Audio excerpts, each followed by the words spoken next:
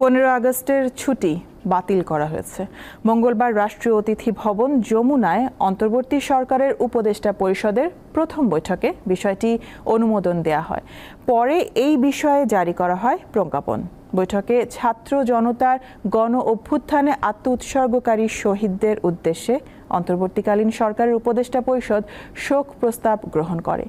পাশাপাশি বাংলাদেশ ব্যাংকের গভর্নর পদে নিয়োগের ক্ষেত্রে বয়স সীমা তুলে দেওয়ার সিদ্ধান্ত হয়েছে। আগে গভর্নর পদে থাকার সর্বোচ্চ সীমা ছিল 67 বছর। নতুন সিদ্ধান্ত অনুযায়ী আর এই বয়স সীমা থাকলো না। এছাড়া গণ অভ্যুত্থানে আহতদের চিকিৎসা এবং শহীদ পরিবারকে সহায়তা দিতে একটি কমিটি গঠনের সিদ্ধান্ত নেওয়া হয়েছে। এই কমিটি গণ অভ্যুত্থানে আহতদের চিকিৎসা এবং শহীদ পরিবারকে সহায়তা দিতে একটি নীতিমালা প্রণয়ন করবে। একই সঙ্গে সাম্প্রতিক গণ অভ্যুত্থানে শহীদ এবং আহত ব্যক্তিদের পরিচিতি সহ পূর্ণাঙ্গ তালিকা তৈরি করা হবে।